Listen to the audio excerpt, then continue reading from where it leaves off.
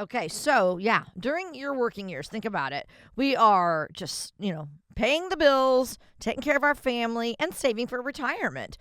But I want you to tell us about the financial vortex that I mentioned because it can eat up more of our money than we'd probably like. Absolutely.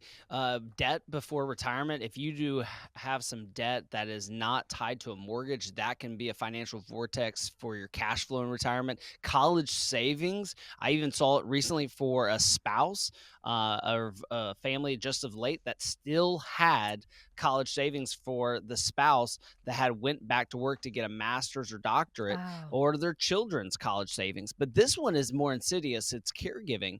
What a act of love to take care of an aunt, an uncle, a parent, but it has big effects on your retirement. In a recent survey, 39% of respondents had to leave the workforce to provide care for a loved one. 22% stepped away from a full-time job in a part-time position to provide care.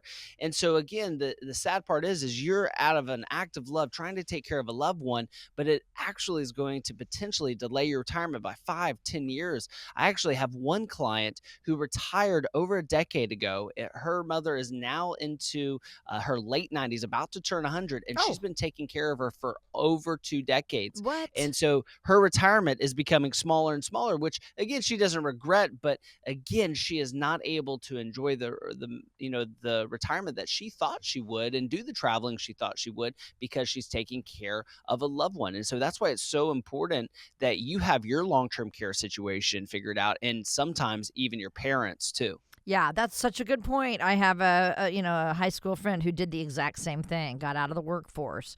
And then that leaves you with, no, you're not able to save at all during those years. So I want to talk about, and this is what happened to my husband and I. We did not have a spending plan in place during our peak earning years. We were caught up in the whole raising the kids, running here and there on weekends to Mm. soccer tournaments, to dance, conventions, things like that, spending our money on our kids and then not saving. So explain, because here's where we are now trying to play catch up. Explain why it's so important to have that spending plan during our peak earning years. Well, it certainly is. I mean, lifestyle creep can eat into your ability to save more. I have many clients when they received promotions, they had their expectations increase faster than their earnings. And so this is so important. When you get a promotion, you get a cost of living Mm. adjustment, you have to split the difference. You have to share it with you and your future you. You have to say, all right, I just got a 5% bonus that I wasn't counting on, a promotion, a 5% increase in my salary. And so what I'm going to do is I'm going to do 3% for the future me and 2% for the current me. But what do most people do? They say, I'm at the peak earning capacity of my career. I deserve this. So I'm Mm. going to buy that boat that I've been longing to do. And they don't understand that 5 to 10 years prior to your retirement, that could be a huge windfall for your retirement, and push it forward where you need to be. Because remember, it takes so much assets to make sure that you stay permanently unemployed. Remember, our retirement's going to last 10, 20, 30, 40 years. My grandfather's retirement was over 40 years long. And again, life expectancy is only getting longer. And I know a lot of people say, I'm not going to live that long. And I'm like, you don't know that. The Lord will take you when he wants you. And so Yeah. you got to be prepared to make the journey of this marathon last. Yeah, I mean, that's so true. We just didn't do that. And talk about playing catch up. I'm almost 65. I hate to admit it, but for the last 10, 15 years, that's all we've been doing. We downsized because we were like, okay, we are not making ends meet. And I hated it, living paycheck to paycheck. And, it Mm, just was awful. I said, we got to get out of this big house because that's what we had done. Lifestyle right. creep, Bobby got the raise and we built a house. And so we're like, Right. okay, got to get out of this house. Kids are starting to go to college. And so we've downsized. Now we are completely And out they of come debt. back downsize. The house is smaller. Wait, say that again. Say When the house is smaller, they can't move back. That's the valuable lesson of That's so downsizing. true. We don't have the room now. I do miss it, but actually, I love our place. I really do. Now we're in a Sure. maintenance-free place. It's amazing, but we needed some guidance back then because we are just scrambling now. Trying to save for retirement. Talk about how a written retirement income strategy can help us stay on track. This is something you guys promote.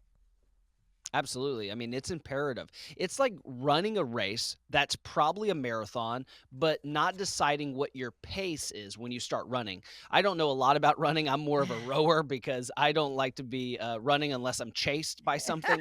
So many actually start sprinting into retirement with no retirement income plan, and they run the risk of running out of money.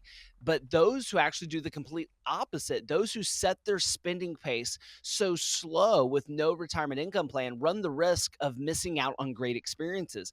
And that's the beauty of having a retirement income plan, not just having investments and portfolios and these different statements you get in the mail. No, I'm talking about a retirement income plan that says here's the threshold of how much I can spend without running out of money. And that's the permission slip I think both spouses are oftentimes looking for, is they want to know with confidence that they're not going to run out of money, but they can enjoy their money that they've worked so hard for, and they can enjoy the harvest of their really hard toil. All right. So we are offering a chance for listeners to come in, set up an appointment with you, have a discovery session complimentary.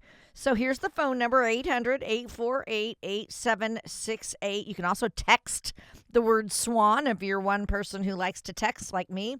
800-848-8768. Put that in your phone, text the word SWAN. And you're buying, what do we say, an hour of Andrew's time to meet with him, talk to him about where you are on your retirement strategy, right, Andrew? Exactly. 1 hour complimentary. You got me for 1 hour to ask me whatever question you can muster. And people have asked me some really fun questions over time, but I love it. I mean, there's nothing new under the sun. So come on in, ask whatever questions you have about retirement. We have an estate planning attorney who can review your legal documents, answer your legal questions. We have a CPA that can answer your tax planning questions. And then I can help you out with those wealth management questions. At the end of the day, though, we're going to walk out with a lot of great information, because when you fill out our SWAN questionnaire, I'm going to go through and I'm going to say, hey, this looks really good. I think you should continue doing what you're doing.